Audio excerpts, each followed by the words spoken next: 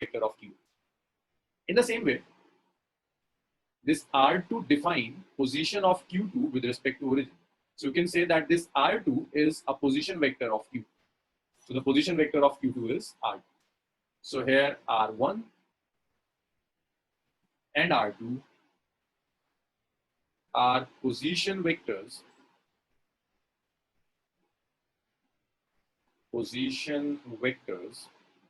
of charge Q1 and charge Q2. So the position vectors of charge Q1 and Q2 are R1 and R2. You need force between, let's say, calculate a force over this charge Q2. So this Q1 will repel this Q2. Now, can you guess the direction of the force? The direction of force on Q2 due to Q1. When Q1 will repel this Q2 will move in a direction which is away from Q. So this is basically the direction of force on charge 2 due to charge 1. So here F21 is force on Q2 due to Q1. So the force on charge Q2 due to charge Q1 is F2. So we can, next you will need the separation between this Q1 and Q2. So just tell me, what should be the separation between Q1 and Q2? Can you use a vector to represent separation between Q1 and Q2? To calculate force, electric force, you need a separation between Q1 and Q2. And what should be the name of that separation? You will take a vector, yes, Afroza. You will take a vector from R1 to R2. And the name of this vector is R12. So what is R12 basically? R12 is a vector from vector R1 to vector R2. And we call this vector as displacement vector. So R12 is a displacement vector from R1. Now, Froza, it won't be R21. R21 will be from R2 to R1. If you're taking a vector from R1 to R2, then that will be R12. So it's a displacement vector from R1 to R2. Next, we can calculate the magnitude of this force F21. If we use Coulomb's law, then the magnitude of this force will be simply its K, or I should write the complete 1 over 4 pi epsilon. It's 1 over 4 pi epsilon naught. It's Q2, it's Q1 over R square. And instead of R, you will use R12, it's R12 square. That is equation number 1. That's F21, 1 over 4 pi epsilon naught, Q2, Q1 by R square.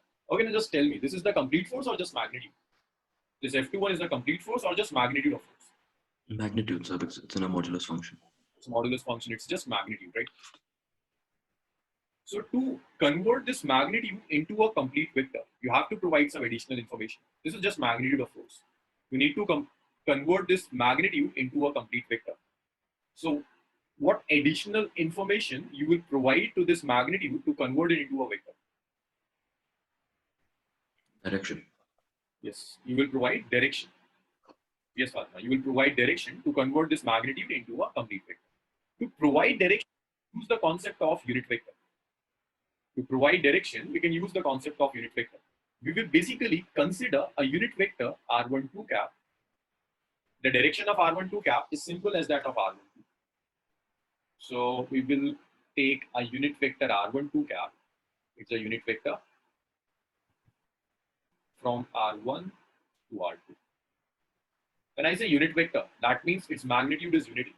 If I multiply this unit vector with any quantity, the magnitude will never change. Unit vector simply means its magnitude is 1. That's R12. So if I multiply this equation 1 with this unit vector, if I multiply this equation number 1 with this unit vector, like it's F vector F21 is 1 over 4 pi epsilon naught. It's Q2, it's Q1 over R12 square multiplied by a unit vector which is R12 cap. Just multiply it with the unit vector R12 cap. On multiplying with unit vector, you have provided the direction. Now this is a complete vector. This is complete vector F21. That's my equation number. Next, you can do one more thing. Convert this unit vector in terms of displacement vector. So what's the definition of unit vector? How will you convert a vector into a unit vector?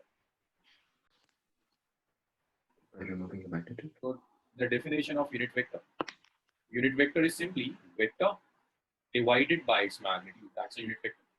Unit vector is simply vector divided by its magnitude. So if you are considering a unit vector r12 cap,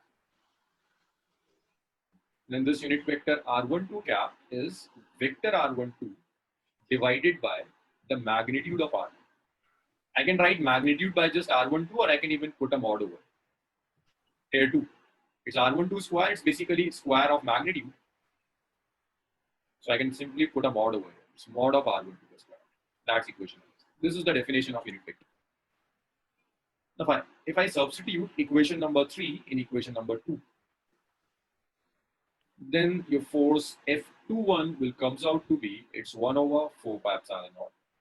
It's Q2, it's Q1 divided by mod of R12 square into unit vector. Unit vector is simply, it's vector R12 divided by the magnitude of R.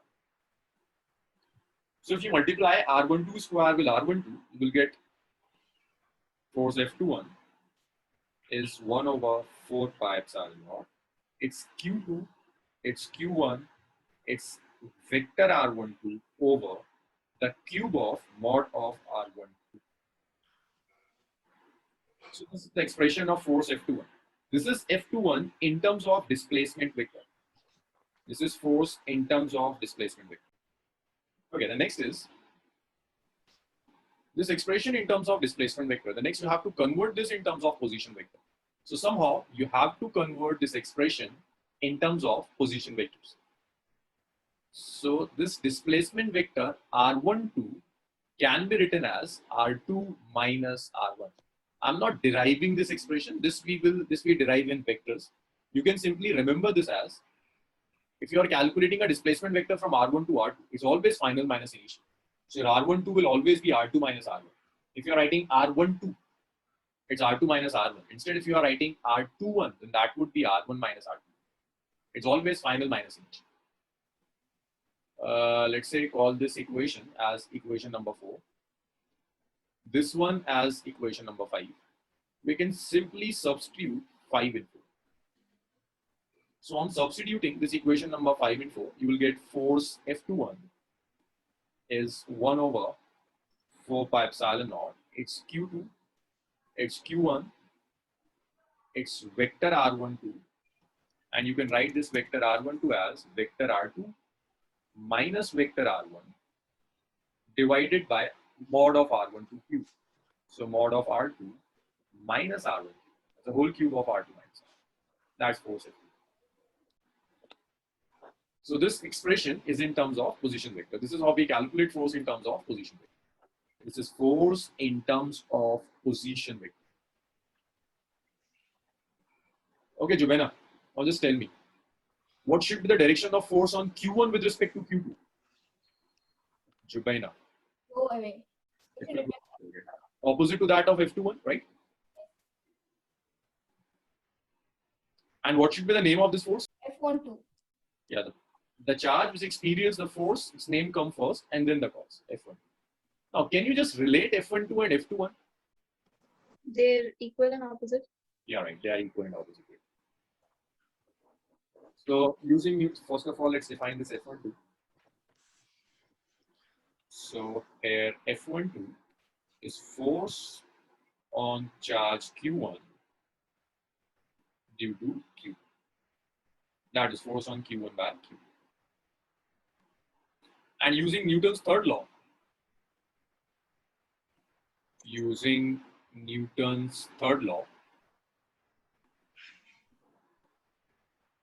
can write that this F12 is exactly negative of F21. It's minus of F21. It's action and reaction waves. So instead of F21, we can substitute this value, and you can write this is, say, equation number 6, not 6. Say that's 7, and this is equation number 6. You can easily substitute this 6 and 7.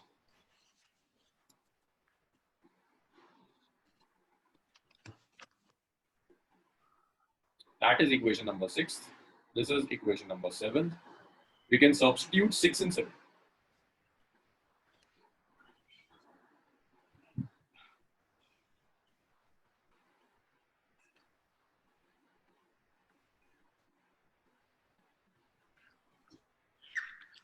So if you substitute 6 and 7, you will get F12 is minus of 1 over 4 pi epsilon naught. It's Q2 Q1 R2 minus R1 divided by its mod of R2 minus R1 cube. It's cube of mod of R2 minus R1. Now, in the next step, you can simply multiply this R2 minus R1 with this negative sign. Just multiply this term with the negative sign. And you will get F1, and I'm making just one more change. Mod of R2 minus R1 and mod of R1 minus R2 exactly same. Mod of R2 minus R1 and mod of R1 minus R2 exactly same, they're equal. Next, we can simply substitute F12 is, it's 1 over 4 pi epsilon naught. It's Q2, it's Q1, it's R1 minus R2. I'm just multiplying this with the negative sign. Divided by its mod of R1 minus R2 cube. That is it. Okay, let's solve some numericals on this relation. Now, always remember this formula in a way. If you're calculating force on charge 2 due to charge 1, then the order would be R2 minus R1. For calculating force on 2 by 1, this is first position vector of 2, then minus position vector of 1. This order is important. If you just somehow reverse this order, instead of F21, you would end up in calculating F1. This order is very important. So the question says two charges, 2 millicoulomb and minus 3 microcoulomb are placed at 231 meter and 654 meter. Calculate force on charge of 2 coulomb due to minus 3 microcoulomb. So you will solve this numerical. In this particular numerical, you can consider that your Q1 is 2 millicoulomb. That means your Q1 is 2 into 10 raised to the power minus 3 coulomb. And your Q2 is minus 3 microcoulomb. So simply microcoulomb means minus 3 into 10 raised to the power minus 6 coulomb. And instead of R1 and R2, you have coordinates. Using coordinates, you can calculate position vectors easily. So first of all, in this particular question, I will use a concept of vectors, that if you have a vector A in Cartesian form, let's say you have a vector in terms of I cap, j cap, and k cap. If you have a vector in terms of I cap, j cap, and k cap, A is A1 I cap, A2 j cap, and A3 k cap, then you can easily calculate the magnitude of A using this expression. It's root over, it's A1 square plus A2 square plus A3 square. This is how we calculate the magnitude of vector. It's A1 square root over A2 square plus A3 square.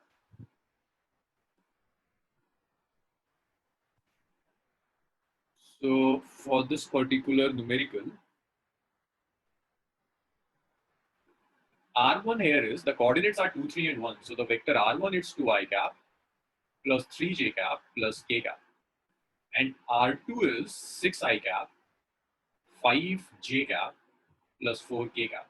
These are the magnitudes of R1 and R2. R1 is 2i cap plus 3j cap plus k cap. And R2 is 6i cap plus 5j cap plus 4k cap. And you're supposed to calculate force on 2 millicoulomb. That means force on Q1 due to Q2. You need F1. So it's simple formula based now. It's 1 over 4 pi epsilon naught. It's Q1, Q2. Then this is vector R1 minus vector R2 over modulus of vector R1 minus vector R2 whole cube. This is whole cube of modulus of R1 minus R2. Now just simply substitute these values. So this is 1 over 4 pi epsilon naught could be written as 9 into 10 raised to the power 9. Q1 is simply, it's 2 into 10 raised to the power minus 3. Q2 is simply, it's minus 3. It's minus 3 into 10 raised to the power minus 6.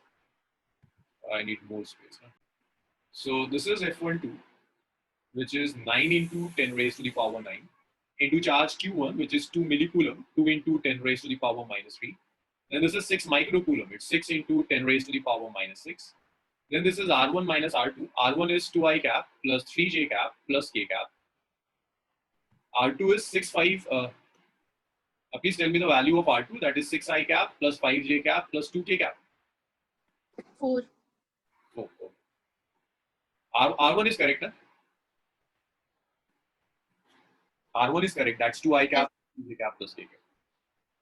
Divided by the magnitude of R1 minus R2. So it's 2I cap plus 3J cap plus K cap minus it's 6I cap plus 5J cap plus 4K cap and then whole cube of it. So F12 is, so now just multiply this thing. Huh? This is 9 into 2, it's 18. 18 into 6, 108 with a negative sign. And this is 10 raised to the power 9 and minus 3, 6 and minus 6, 0. So that's 10 raised to the power 0. Okay, that's minus 3. Okay. Okay. Just take once more. Please take all values once more. Maybe I have missed anything. Minus. So that's 54 into 10 raised to the power. This is 9. Minus 3, it's 6 minus 6, 0. Then just subtract them. So it's 2I cap minus 6J cap, that's minus 4I cap. 3J cap minus 5J cap, it's minus of 2J cap. Then this is K cap minus 4K cap, it's minus of 3K cap. Then modulus of the same thing, even you're subtracting them, and this will be minus 4I cap, minus 2J cap, minus 3K cap, whole cube. Next, you can write your force F12 as it's minus 4I cap, minus 2J cap, minus 3K cap over. Next, you can easily calculate the magnitude of this term. The magnitude will be, the coefficient of I cap is minus 4, so that's minus 4 square. The second line, okay. Of course, in the second line, I'm just multiplying this 9 with this 2, 18. Then 18 with this minus 3, it's minus 54. Then this is 10 raised to power 9 minus 3, that's 6. Then this is 6 minus 6, that's 10 raised to power 0. And I'm just subtracting them. So it's 2I cap minus 6I cap is minus 4I cap. Then this is 3J cap minus 5J cap is minus 2J cap. Then this is K cap minus 4K cap is minus 3K cap. Divided by the modulus of the same thing. So it's 2I cap minus 6J cap, it's minus 4I cap modulus. Next, I'm calculating the modulus. So it's I cap coefficient is minus 4. So it's minus 4 square. Then the coefficient of J cap is minus 2, it's minus 2 square. Coefficient of K cap is minus 3, it's minus 3 square and whole cube.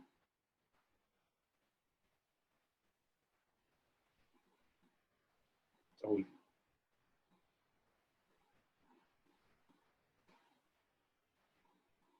So the force is minus 54, minus 4I cap, minus 2J cap, minus 3K cap over. So this is 16 plus 4, that's 20 plus 3, it's 29. So it's cube of root over. So the force F12 is simply minus 54. It's minus 4I cap, minus 2J cap, minus 3K cap divided by it's 29 root 29. Sure, sir. So what if I ask you to calculate F21 in the same question? The same question, if I ask you to calculate force on that minus 3 microcoulomb. So how would you calculate that force? Yeah. No need to repeat the entire calculation, right? So if you wish to calculate F21, then that F21 will be simply negative of F12. So whatever you have calculated is the first part, just put a negative sign over here, that would be equal to F2. So F21 is just negative of this. Okay, the next is superposition principle. First of all, let's see when we will need superposition principle. When we do Coulomb's law, that's K, Q1, Q2 over R square. This law is valid only for two charges. If you have two charges, then it's K, Q1, Q2 by R square. What if you have a system of three charges? You have a charge Q1, you have a charge Q2, and you have a charge Q3. I'm asking you to calculate force on Q3 by both Q1 and Q2. Then you can't just change Coulomb's law and write a Q3 over it. This will be wrong. So if you have system of more than two charges, then you can't calculate that force in a single step.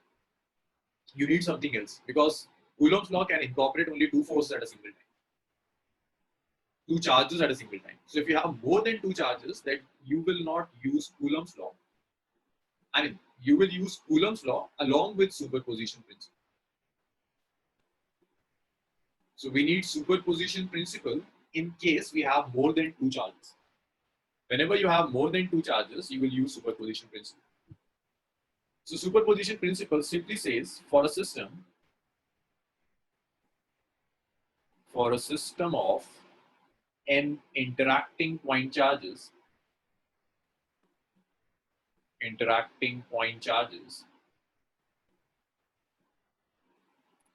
net force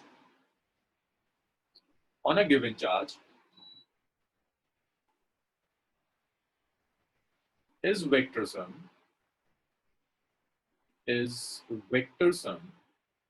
of forces due to individual charges.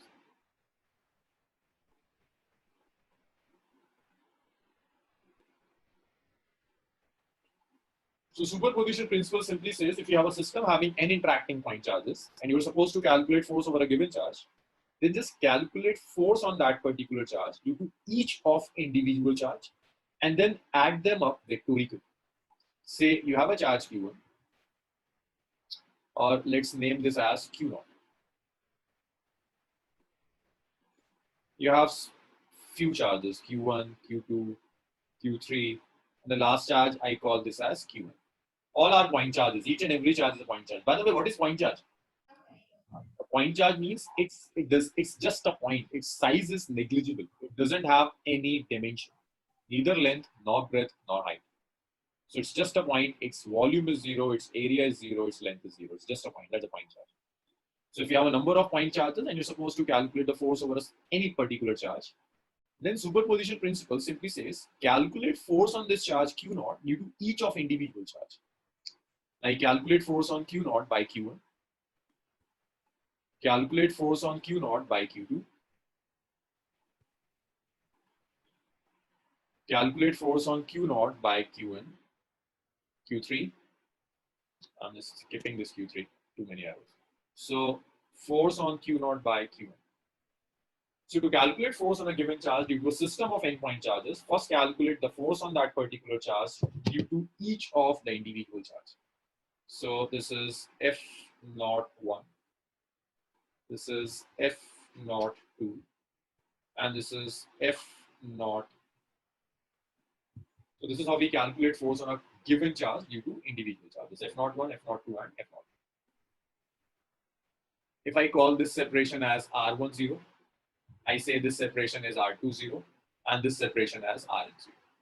So first of all, you will calculate the magnitude of individual force. Like you will first calculate the magnitude of F01. The magnitude of F01 is simply K Q0 Q1 over R1 square, R10 square. Next, you can simply calculate the magnitude of F02. So that's again K Q0 Q2 over R20 square. Next, calculate F0n. That is again it's K Q0 Qn over Rn0 square. So we have calculated force due to each of the individual charge. In the next step, net force on Q0 is simply the vector sum of individual forces. That's simply vector F01 plus vector F02 up to vector F0n. And all these additions are vector addition. Now, Fatma, here I'm just writing the magnitudes. Just note down, just write magnitude. But while adding them, you have to consider their directions. Here you can simply write their magnitudes, it won't matter. But in the last step, you will be adding them up vectorical. I'm just writing the magnitudes, okay? This is just the magnitude of this. This is just the magnitude of individual. You can simply write magnitude using modulus or just by dropping the vector sign. But for doing superposition principle, I'm expecting that you people are pro in this vectors addition. You know, parallelogram law, triangle law very well. In fact, I won't use triangle law, I will be using parallelogram law. So I'm assuming that you people are good in parallelogram law. I will be, and resolution of vector. I will be using both parallelogram law as well as resolution thoroughly in this numericals.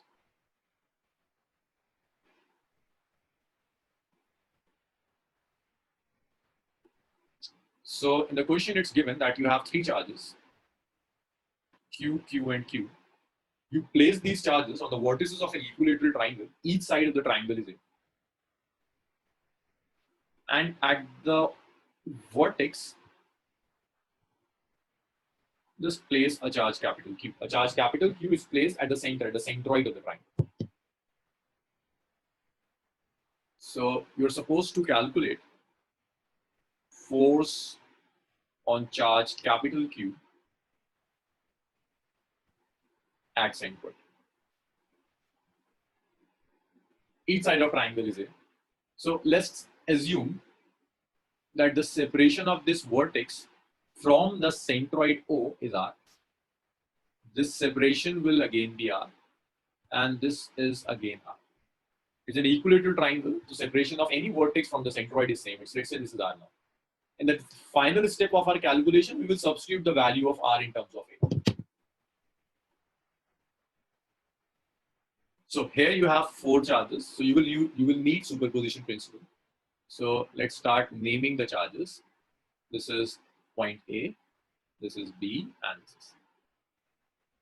So you need force on charge O due to charge at A.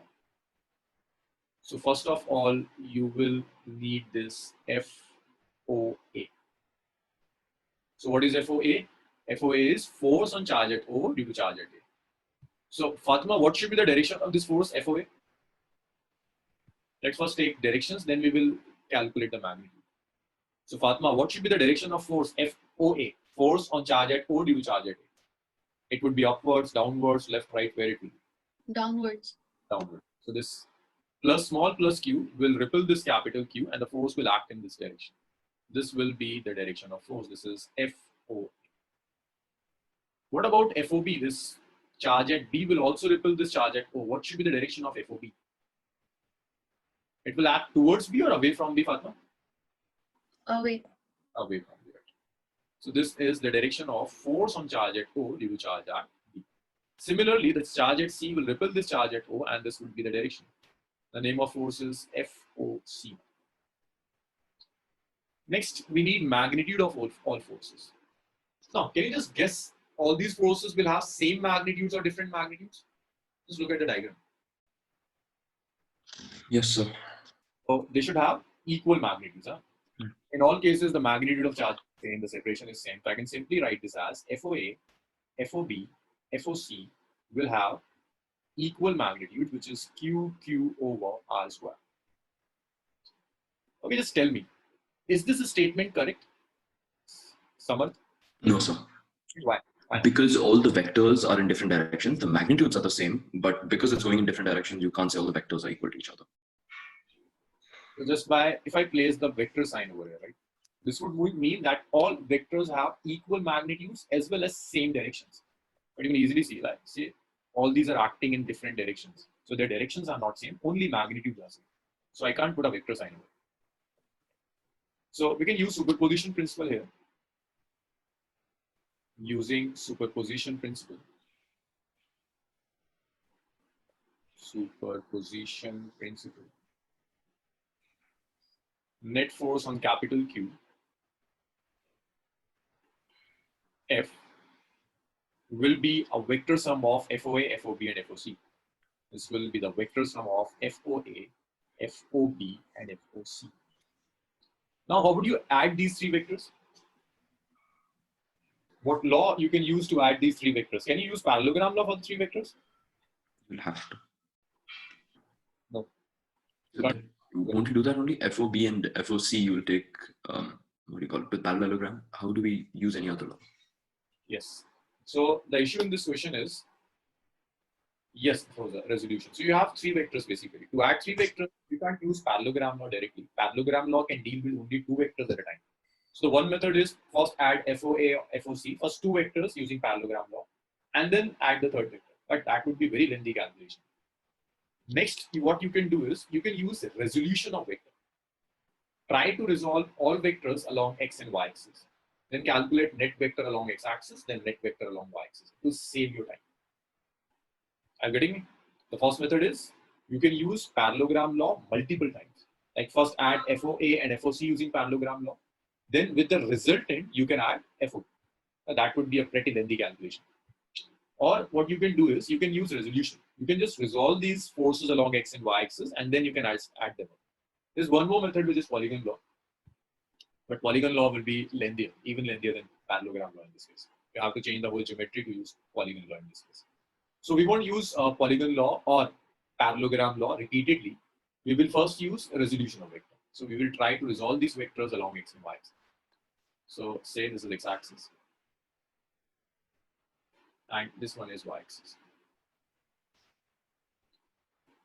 So we will first resolve these vectors along x and y-axis.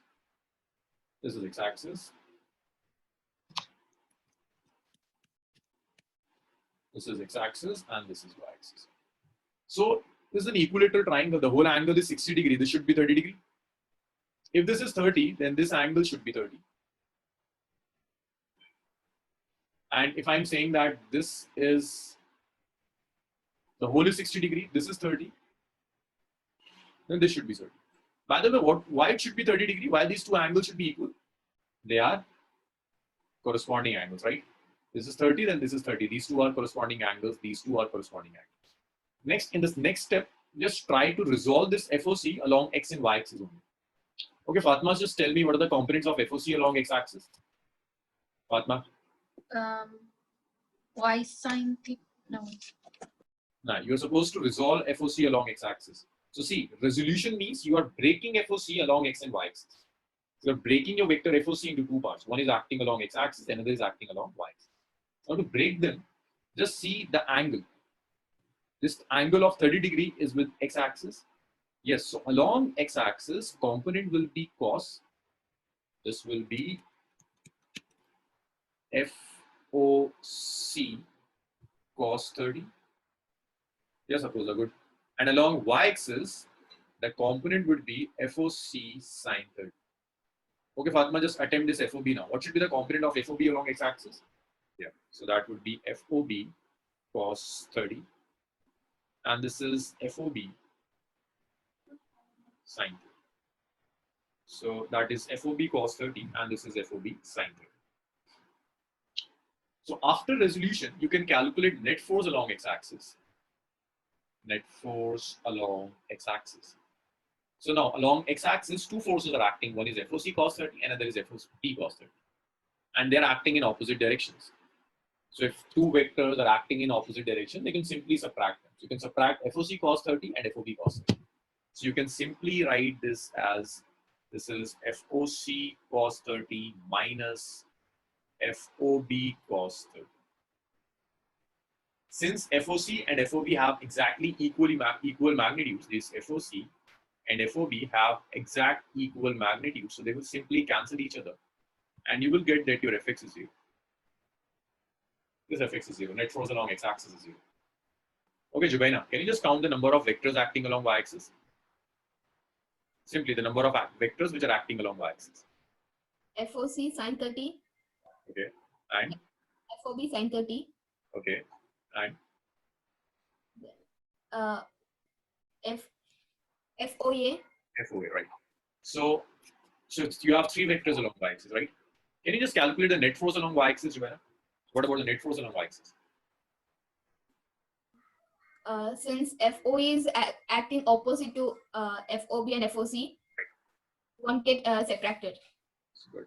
So it should be FOC sine 30 plus its FOB sine 30 minus FOA. You can simply write this as sine 30 is half, so this is FOC by 2 plus FOB by 2. Okay, Fatma, this is just FOA. Na? FOA is acting in a direction which is just opposite of FOC and FOB. So this FOC and FOB, since they're acting in same direction, so they will get added up. And this FOA, since it's acting in exactly opposite direction, it will get subtracted. So FOC and FOB, which are acting in same directions, will get added up. And FOA acting in opposite directions will get subtracted. So this is FOC by 2 plus FOB by 2 minus FOA.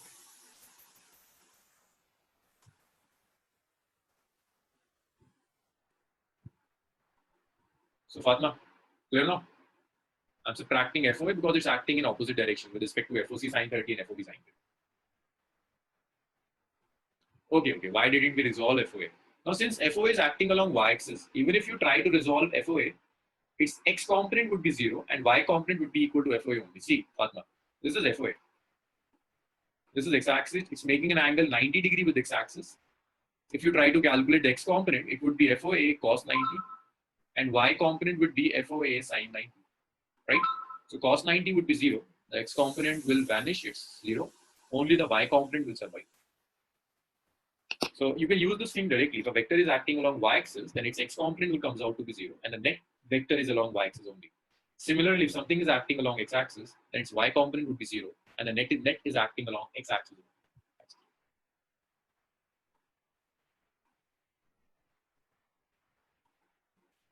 So they have equal magnitudes, FOC, FOB, and FOA. They have exactly equal magnitudes. So simply write this as FY is FOA by 2 plus FOA by 2 minus FOA. So FY is simply its FOA minus FOA. They get cancelled out at 0. So no force along x-axis, no force along y-axis. So the net force acting on this capital Q is 0. So this is how we will solve whenever we have more than 2 vectors. We will first resolve all vectors along x and y axis, then we will calculate the net. The next type of numericals that are usually being asked in exams on superposition principle use concept of equilibrium. I'm just quickly revising the concept of equilibrium. So if I'm saying the system is in equilibrium, then equilibrium simply means the net force on the system is 0. If I'm saying that a body is in equilibrium, that simply means the net force on the body is 0. Right now I'm considering the equilibrium of a point mass only. I'm considering the equilibrium of a point mass only. So if a point mass in equilibrium, that means the net force on the point mass is 0. This is equilibrium of a point mass. See, if instead of point mass, if you have a rigid body, if you have a body of a definite shape and size, then for equilibrium, only net force will not be 0. Along with net force, your torque should be 0. But since we are not considering a rigid body here, so we are just considering point mass. For equilibrium of point mass, net force is 0. Wait, let's solve one more numerical before this concept of equilibrium. Just one more numerical on superposition principle. There's one more important question based on superposition principle. Say you have a rod having some charge. The charge over the rod is 2q, or say let's say it's q. Near this rod, you placed another charge, another particle having charge small q. The separation between them is r. The length of the rod is L. You're supposed to calculate force on small q due to capital Q. The first question arises, is it simple application of Coulomb's law? Can I simply write this force as it's k q by r square? What do you think? Can I simply write this as k q by r square? Yes or no? No. No, sir. Right. The reason is this rod is not a point charge, right? Coulomb's law is valid only for a point charge. So you can't use Coulomb's law for a rod. Capital Q is distributed over a rod of length L. Is distributed over a rod of length L. Over a rod of length L. This is the charge capital Q is distributed over the entire rod. The length of the rod is L. So what we can do is, we can't use directly Coulomb's law, but we can use superposition principle here. But again, is an issue. To use superposition principle, you need point charges. So what we will do, we will divide this rod into very small elements, very small minute elements. The length of each element is dx. The charge on each of this individual element is dq. The length of each element is dx, and the charge over this dx element is dq. So let's consider a small element of length dx and charge dq. And the separation of this dx element from this point is, say, let's say its separation is r. At a separation r. Separation, sorry, x from q.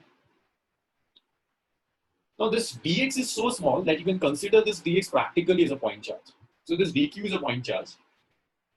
So first of all, we will calculate force over this q due to dq. Force on q due to dt.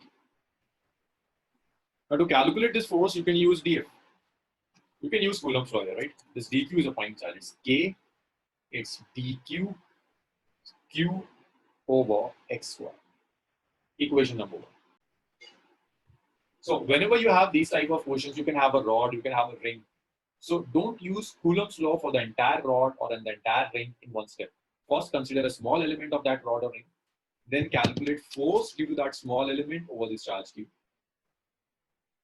And now, can you guess the direction of force? Force on q, what should be the direction of force? To the right hand side or to the left hand side? What do you think? To the right. Yeah, this q will repel this q, and this q will move in this direction with the force of q. Okay, Afroza, now can you guess what should be the next step? This force is just due to this dq. You're supposed to calculate force due to the entire rod. The next is integration. See, from this rod, from this point, let's say I call this point as A, point as B. From A to B, you can have infinite number of dx element. You can have one dx over here, you can have one dx over here, and one dx over here. So from A to B, you can have infinite dx. Infinite dx means you will have infinite dq. Each of that individual dq will repel this q with the same force. So to calculate, so that means you don't have a single df here. You have infinite numbers of df here. Each of this dq element, this is again dq. You can even consider one dq here. Each of this dq element will repel this charge q in the same direction. So you can have as many df as you want. You will have infinite number of dfs. So what superposition principle says? It says to calculate the net force, just add them up, add all df. So here, instead of adding all df, I'm using integration, because for these type of small elements like df, we can't use addition. We actually use integration for these small elements. So to calculate net force, the next step is crucial. Just tell me if you don't get it. Net force on q due to rod. The net force is simply integration of this term, k dq q over xy. And you are integrating it from A to B now. Now, to integrate it, you are supposed to put the limit of from A to B.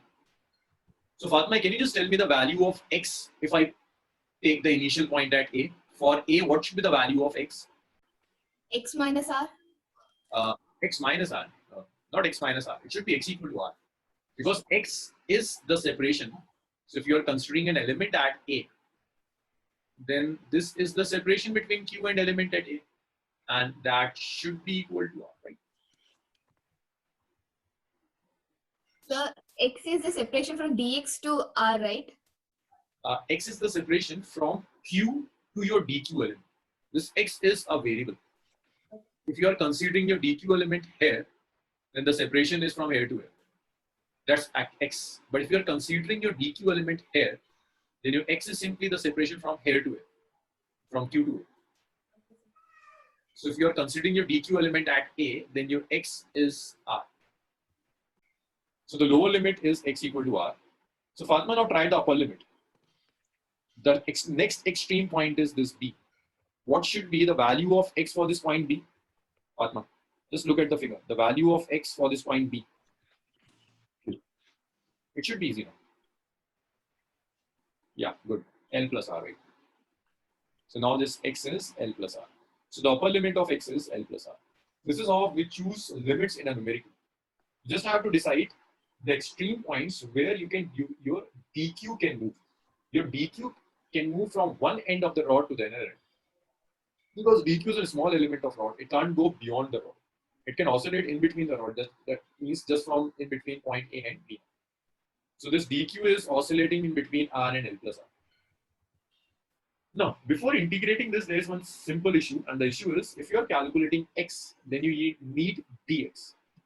For calculating x, you would need dx, but instead of dx, it dqs it. Somehow you have to convert this dq in terms of dx. Say this is equation number.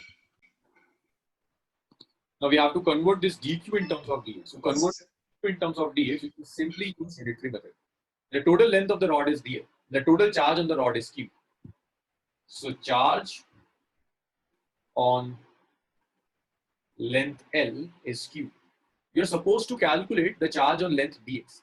What is dq basically? dq is simply the charge on length dx. Now, can you guess how to calculate the charge on dx? If you know the charge on the entire rod, then how will you calculate the force on the charge on small length dx? Right, you can use unitary method, right? So this is on length L, the charge is q. The next is charge on unit length. The charge on unit length will be q by L. That is the charge on unit length. Next, you can calculate charge on length dx. The charge on unit length is q by L. So once you have calculated the charge on unit length, then charge on 2 meter length will be 2 into q by L. Unit length means 1 meter. You have calculated charge on 1 meter length is q by L. So the charge on 2 meter length will be 2 q by L. Charge on 3 meter length will be 3 q by L. Now you're calculating charge on length dx. So that will be simply q by L into dx. So this is your dq. So your dq is q by L dx. I call this as equation number 3. Next, you can substitute 3 into, just substitute 3 into and try to integrate it. So if I substitute this equation number 3 into, I will get that force is integral. It's integral r to L plus r. It's k dq. Instead of dq, we can substitute it's q by L dx into q over x square. Now, in the next step, we can take this q by L, k, and q as constants. Good, Afroza. Yes, yes. So Afroza already got the answer. Let's check. So f is it's k q small q over L is integral of r to r plus L. It's dx over x square. So this is 1 by x square. The integral of 1 by x square is, you can write this 1 by x square is, it's kq over L. The limit is from r to r plus L. It's 1 by x square. So you can write this 1 by x square as x to the power minus 2 dx. In the next step, this is k q over L. This is x raised to the power minus 2. So this is basically x to the power minus 2 plus 1 over minus 2 plus 1. The limit is from r to r plus L.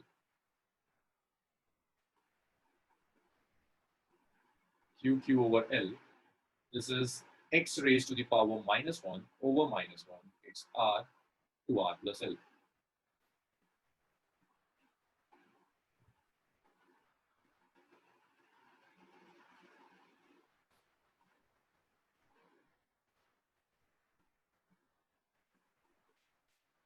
So the force is, you can take this minus 1 outside. Force is minus q over L. It's x to the power minus 1. That you can write as 1 by x. And the limit is from r to r plus L. So the force is minus of k q over L. It's 1 over r plus L minus 1 over r. So force is minus k q over L. So it's the LCM is r into r plus L. You can simply write that as r minus r plus L now.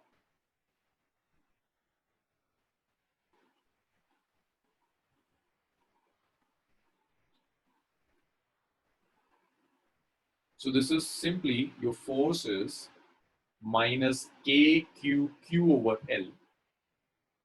It's r minus L over r into r plus L. This gets cancelled out. So it's minus of KQ Q over L. This is simply minus L over R into R plus L.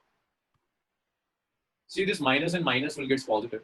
So this is force F, which is KQQ L over L into R plus L. R into R plus L. Next, you can cancel this L with this L, and the force would be KQQ over R into R plus L.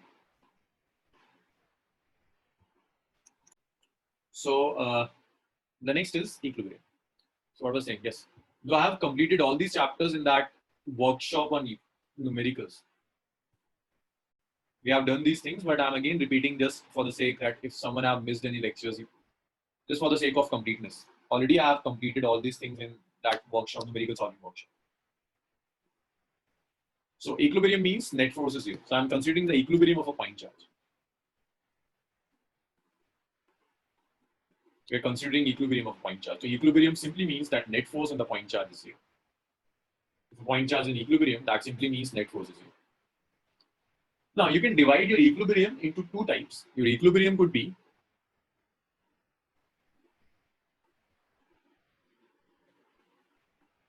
the equilibrium of charges could be stable, or before stable, let's discuss two types of equilibrium. Equilibrium could be static or equilibrium could be dynamic. So when I say that equilibrium is static, S net is zero, so you can write this as acceleration is zero. Acceleration is force by mass. If the net force acting on the body is zero, that means the acceleration of the body is zero. Next, you can divide your equilibrium into two parts. It could be static or it could be dynamic. When we say static equilibrium, it's a type of equilibrium. That means net force will be zero, acceleration will be zero, and body is at rest. And body is at rest. So whenever we say that equilibrium is static, that means the body is at rest, not moving.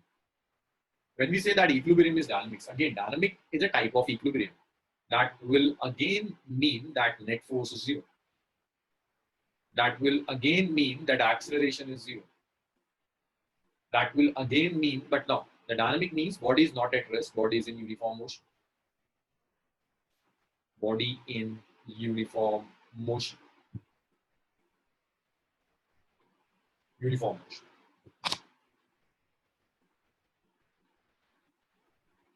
So static means your body is at rest. The net force is zero, acceleration is zero. Dynamics means your body is in uniform motion. Uniform motion simply means that the velocity of body is constant. That velocity doesn't change. Then your equilibrium is dynamic. Just note it down. We have another division for equilibrium, another type of division for equilibrium. You can even classify your equilibrium as, this equilibrium can also be classified as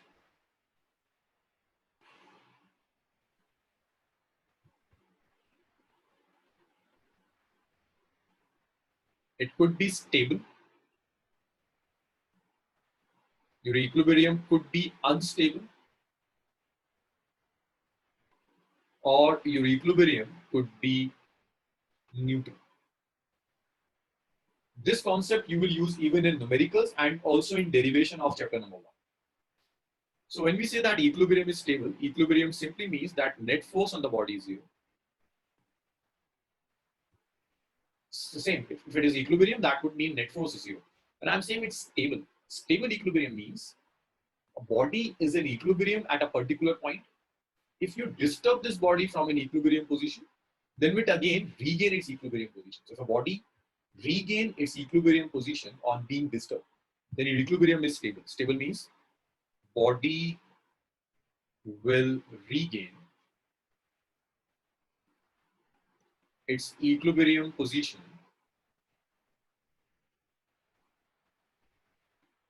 on being disturbed.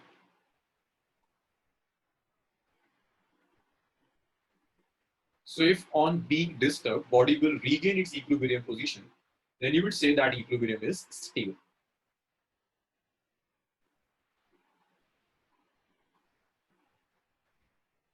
And one more thing, in stable equilibrium, potential energy is minimal. See, the example of stable equilibrium. Say you have a bowl, and in this bowl, you place the ball. This ball at rest, you can say that this ball is in equilibrium position. This ball is at rest, that means this ball is in equilibrium position. I have disturbed this ball from this position to this position and leave. What do you think? This ball will regain its equilibrium position or not in this particular case? It will regain. It will regain. If I disturb this ball from its equilibrium position and release it, then it will again regain its equilibrium position. So if on releasing, if a body keep on regaining its equilibrium position, then your equilibrium is stable. Potential energy is minimum. This was in class 11 syllabus. I'm not deriving this result, but we will use this result in chapter number 2 while calculating potential energy for dipole. So that's stable equilibrium. Net force 0, potential energy minimum. If you disturb the body, it will regain its equilibrium position. That's stable. After stable, in unstable equilibrium, it's again a type of equilibrium. So just like stable, the net force is 0. But here, on being disturbed, your body will not regain its equilibrium position. And just one more thing. It's not the only example of stable equilibrium. There are plenty of examples of stable equilibrium. This is the easiest one, very easy to understand. That's why I'm taking this particular example. But there are hundreds of examples for stable equilibrium. In fact, in all cases where you can observe oscillation, most of them are in stable equilibrium. If you take a pendulum, you disturb it, keep on oscillating about its mean position. So this pendulum is sort of stable equilibrium. And this mean position is, this position is that equilibrium position about which it's oscillating. Now for unstable equilibrium, body will not regain its equilibrium position,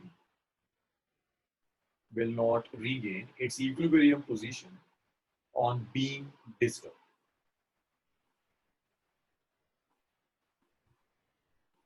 So if a body does not gain its equilibrium position on being disturbed, then equilibrium is unstable. Here, potential energy is not minimum, potential energy is maximum. Let's take this example. The same bowl, I just inverted this bowl.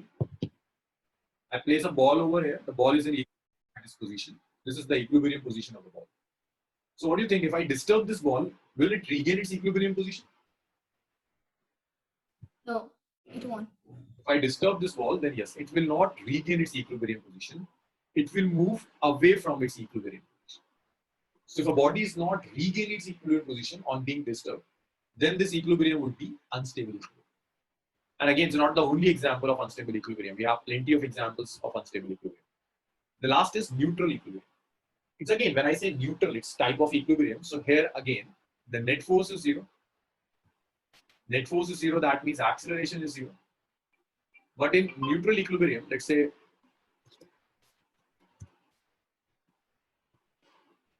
it's a flat surface.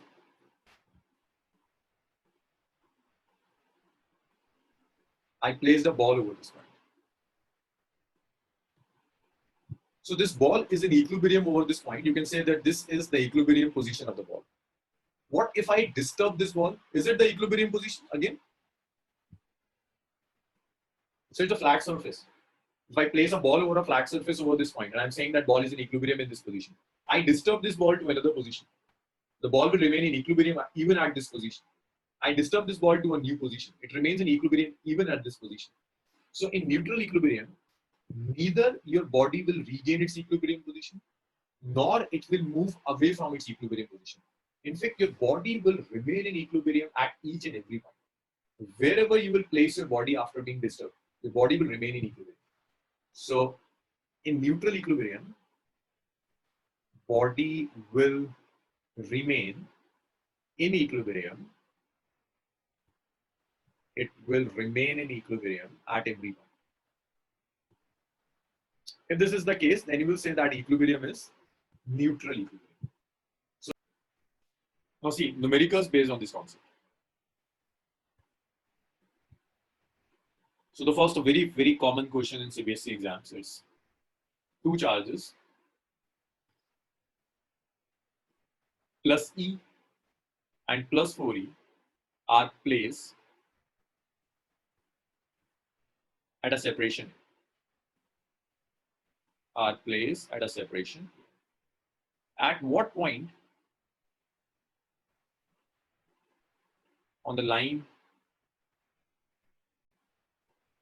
joining the two charges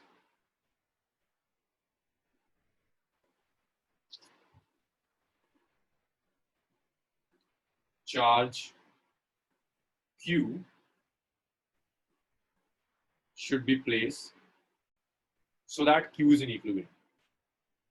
So that Q is in equilibrium.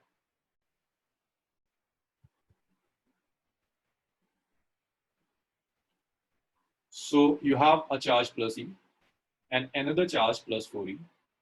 These two are placed at a separation A. E and 4E are placed simply at a separation A. You take another charge. Say you take a charge Q. Place it over here. The separation of this charge Q from E is X. So Jemena, what should be its separation from 4E? 2x. 2x. Separation between E and 4E is A. The separation between E and Q is X. What should be the separation between Q and 4E? Yeah. Jemena. That should be A minus X. Huh? Fatma, it won't be X minus, it would be A minus X, right? It's A minus X. So let's call this point as O. So A is the total length. Yeah, A is the total length. The separation between E and 4E. Okay. This is A. And let's call this point as B. So the forces which are acting over this Q is due to charge at A as well as charge at B. This charge at Q, O, that's Q charge, will experience force due to charge at A as well as charge due to B. So, Afroza, what should be the direction of force on O due to charge at A? I need direction of force on this charge Q by this E. It's towards right hand side or left hand side. That's my right and this is my left, right? Because this A will repel this charge at O and it will move in this direction. So this is the direction of force on charge at O due to charge at. Similarly, this charge at B will repel this charge at O, it will move in this direction. So this is the direction of force O due to charge. That's the direction. So net force on charge at Q is 0. The net force on charge at Q is 0. Since it is in equilibrium, so I can say that the vector sum of FOA and FOB should be 0. So since FOA and FOB are acting in opposite directions, so instead of using parallelogram law, we can simply subtract them. Instead of using the complete parallelogram law, we can simply subtract them, this shortcut method. Even if you use the entire parallelogram law, your end result would be same. Even if you are using the entire parallelogram law, the end result would be same. So that is simply FOA minus FOB is 0. Or you can write this as FOA is equal to FOB. The next is you can just substitute the magnitudes. So the magnitude of FOA, force on O due to charge at A, that's simply K Q E over X square. FOB is K Q 4E over A minus X whole square. This K gets cancelled out with this K, this Q will cancel this Q, this E will cancel this E. We are left with only 1 over X square is 4 over A minus X whole square. You can take roots on both the sides, square roots. So this is 1 by X, it's 2 by A minus X. So if you just cross multiply them, this A minus X is 2X. This A is 3X. So the value of X will be A by 3 now. X is A by 3 now. So this is the value of X, which is A by 3. The separation from any of the charges X, which comes out to be A by 3. So if you place a charge Q at a separation A by 3 from E, then your Q will remain in equilibrium. And remember one more result. This result is independent of the nature of charge. Means your Q could be a positive charge or a negative charge. The result will be same. Remember, the result is same for plus Q and minus Q. So even if you have a positive charge or a negative charge, your result will be same. Result will not change on changing charges.